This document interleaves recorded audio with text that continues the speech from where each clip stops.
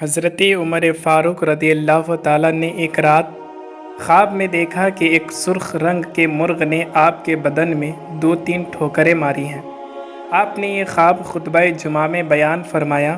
اس خواب کی یہ تعبیر بیان کی گئی کہ کوئی کافر عمر کو شہید کرے گا۔ چنانچہ جمعہ کے روز یہ خواب بیان کیا گیا اور بدھ کے دن صبح کی نماز میں آپ زخمی کیے گئے۔ آپ کی یہ عادت شریفہ تھی کہ نماز شروع کرنے سے پہلے صفوں کو سیدھا کیا کرتے تھے۔ جب صفیں سیدھی ہو جاتی تب اللہ اکبر کہہ کر کے نیت باندھتے تھے۔ بدھ کے دن جب آپ نے صفیں سیدھی کرنے کے بعد نیت باندھی تب فیروز نامی ایک آتش پرست مشرک غلام نے آپ کو 2 دھاری چھری سے زخمی کر دیا۔ حضرت عمر فاروق اعظم رضی اللہ تعالیٰ عنہ کے شکم پر زخم آیا۔ آپ کو گرا کر کے وہ کافر فیروز بھاگا۔ راستے میں جماعت کے اندر اور بھی صحابہ کرام کے شدید زخم لگائے۔ آخر ایک انصاری نے اس پر اپنا کمبل ڈال کر اسے پکڑ لیا۔ جب اس ظالم نے جان لیا کہ اب میں پکڑا گیا ہوں اور میرا حشر برا ہوگا تو وہ کافر اپنے ہاتھ سے چھری مار کر مر گیا۔ حضرت عمر فاروق رضی اللہ تعالیٰ عنہ نے عبداللہ ابن عوف کو اپنی جگہ نماز پڑھانے کے لیے حکم دیا اور خود وہیں بیٹھ کر نماز پڑھتے رہے اور زخمی ہو کر وہیں حاضر رہے۔ جب لوگ نماز سے فارغ ہوئے تو حضرت ابن عباس رضی اللہ تعالیٰ عنہ سے فرمایا، اے ابن عباس، دیکھو تو مجھے کس نے قتل کیا؟ ابن عباس نے عرض کیا کہ ایک آتش پرست مشرک غلام نے جس کا نام فیروز ہے۔ حضرت عمر فاروق رضی اللہ تعالیٰ عنہ نے یہ سن کر فرمایا کہ الہی تیرا شکر ہے، میری موت کسی کلمہ گو شخص کے ہاتھوں میں نہیں ہوئی۔ آپ کو شدید زخم آیا تھا، حتیٰ کہ آپ کو جو شربت پلایا گیا وہ زخم کے راستے سے باہر نکل آیا۔ لوگ آپ کے عیادت کے لیے آتے تھے۔ ایک نوجوان آیا اور حال پوچھ کر لوٹا تو حضرت عمر فاروق رضی اللہ تعالیٰ نے دیکھا کہ اس کا تہبند زمین سے لگتا ہے۔ فرمایا، اس نوجوان کو میرے پاس واپس لاؤ۔ جب وہ دوبارہ حاضر ہوا تو فرمایا کہ میں اپنے تہبند کو اونچا کر لوں، یہ عمل اللہ کے نزدیک بہت اچھا ہے اور تمہارا کپڑا بھی زمین پر خراب ہونے سے محفوظ رہے گا۔ جب آپ کی حالت زیادہ خراب ہو گئی تب آپ نے اپنے صاحبزادے عبداللہ سے فرمایا کہ بیٹا، تم ام المومنین حضرت عائشہ صدیقہ رضی اللہ تعالیٰ عنہا کے پاس جاؤ اور ان سے میرا سلام کہہ کر عرض کرنا کہ عمر نے آپ سے اجازت چاہی ہے کہ آپ نے اپنے حجرے میں حضور صلی اللہ تعالیٰ علیہ وسلم کے پیروں میں دفن ہونے کی اجازت فرمائیں۔ چنانچہ حضرت عبداللہ رضی اللہ تعالیٰ عنہ ام المومنین کے پاس گئے اور حضرت عمر فاروق رضی اللہ تعالیٰ عنہ کا سلام و پیغام عرض کیا تو ام المومنین نے فرمایا کہ یہ جگہ خاص میں نے اپنے لیے رکھی تھی، مگر میں اپنی جان سے زیادہ عمر کی جان کو زیادہ پسند کرتی ہوں اور اجازت دیتی ہوں کہ شوق سے اس مبارک جگہ میں دفن کیے جائیں۔ جب حضرت عبداللہ یہاں سے اجازت لے کر واپس آئے اور حضرت عمر کو ان کا اجازت دینا سنایا تو حضرت عمر نے فرمایا، الحمدللہ، اجازت مل گئی، مگر اے عبداللہ، تم ایک کام کرنا، جس وقت میں مر جاؤں میرے جنازے کو تیار کر کے پھر حضرت عائشہ صدیقہ رضی اللہ تعالیٰ عنہا کے سامنے لے جا کر رکھنا اور یہ کہنا کہ اس وقت عمر کا جنازہ حاضر ہے اور آپ سے اجازت چاہتا ہے۔ اگر اس وقت بھی اجازت مل جائے تو اندر دفن کر دینا۔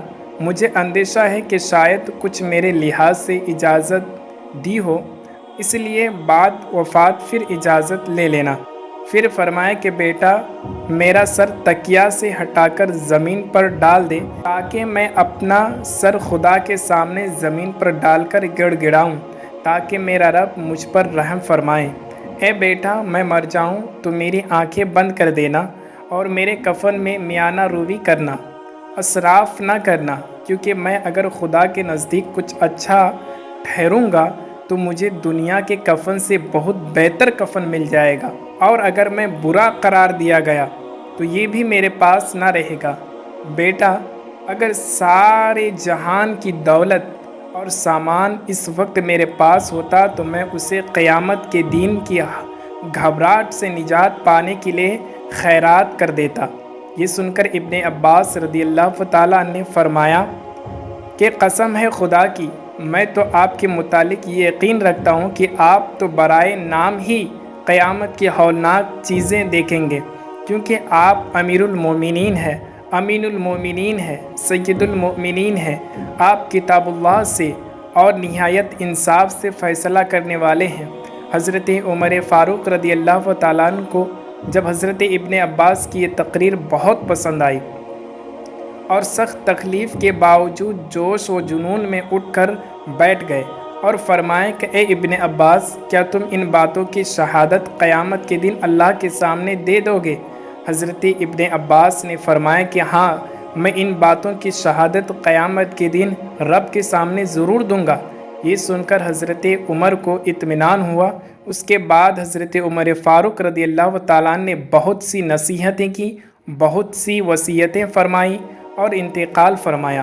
انا للہ و انا الیہ راجعون۔